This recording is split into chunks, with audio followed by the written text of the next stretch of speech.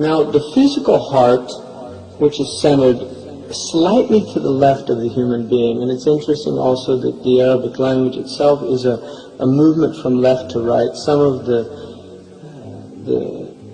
people of Ishara indicated that writing should be towards the heart. In other words, the whole purpose of writing is to affect the heart.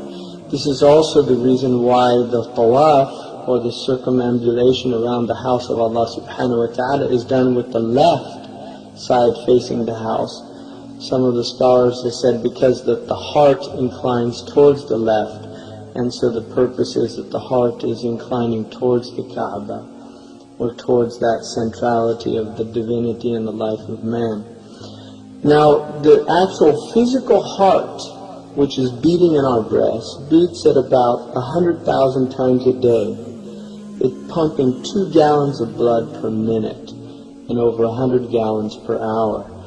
If you actually took 100 gallons of water and moved them physically with your body from one place to another, by the end of it you'd be quite exhausted. And yet this human heart is pumping 2 gallons of blood per minute, over 100 gallons per hour, 24 hours a day, 7 days a week, 365 days a year, for an entire lifetime. The vascular system that it's sending this life-giving blood is over 60,000 miles long. In other words, more than 2 times the circumference of the earth. So the blood is actually being forced through the body over 60,000 miles of vascular system in the human body. Now, one of the interesting things also about the heart is that we know that it actually starts beating before the brain is formed, which means that the heart has its own beat. In other words, the heart itself begins to beat without any central nervous system. Now, the dominant theory is that the central nervous system is what's controlling the entire human being from the brain. And yet we know now that the nervous system does not initiate the beat of the heart, that it's actually self-initiated, and we also know, or we would say initiated by Allah subhanahu wa ta'ala. And also we know now that the entire heart, all of the connections to the brain can be severed in a heart transplant, and another heart can be put into a human being's body, and the heart continues to beat without any connection to the brain whatsoever, because we cannot regenerate nerve cells. So the fact that the heart itself is not only the center of the human being, but it is not beating because of the brain, because of the central nervous system.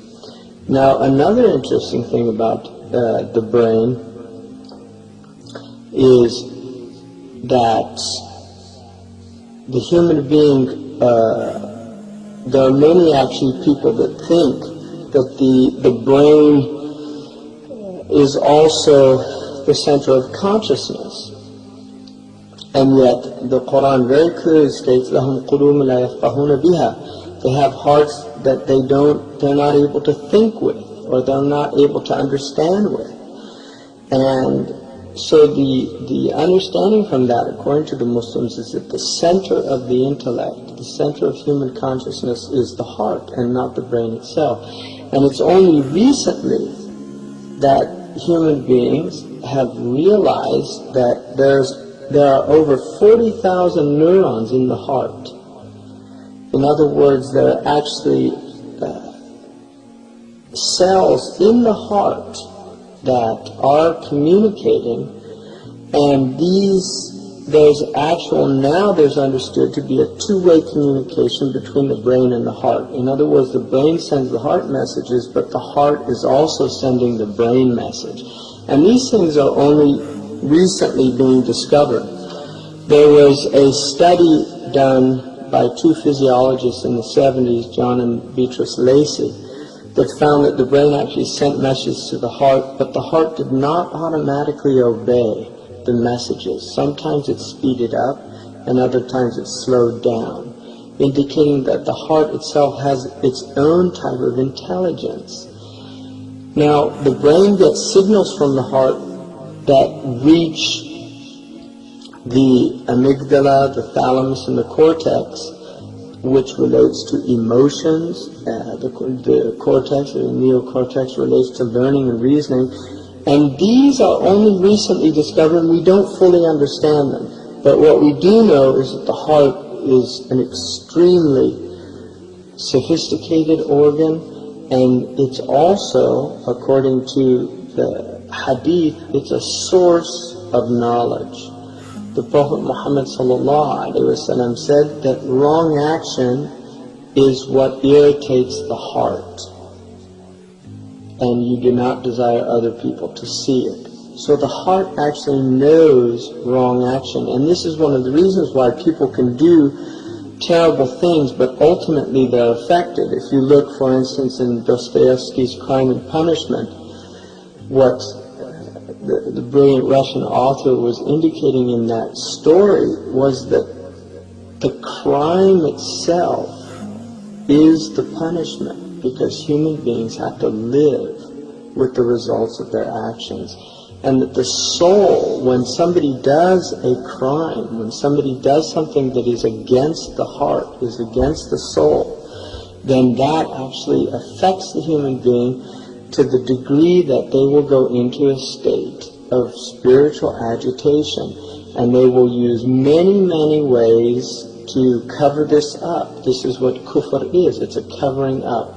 They will use alcohol, they will use drugs, they will use sexual experiment, they will use all seeking power, seeking wealth, seeking fame, all of these ways to try to basically to go into a state of heedlessness, into a state of submersion into the world that makes us forget our essential nature, that makes us forget our hearts.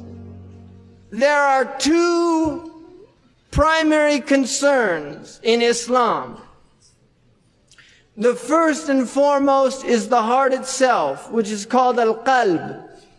It's also called al-aql, al-fu'ad, al-sir, al-ruh. It has many names in the Quran. But primarily and foremost, it's called the qalb. And the basis of the importance of the qalb is in a verse of the Quran and in a sahih hadith. The verse of the Quran says, يَوْمَ لَا يَنْفَعُ مَالٌ وَلَا بَنُونَ إِلَّا مَنْ أَتَى اللَّهَ بِقَلْبٍ سَلِيمٍ. On that day, on the Yawm al-Qiyamah, nothing will benefit the human being except the one who brings a sound heart.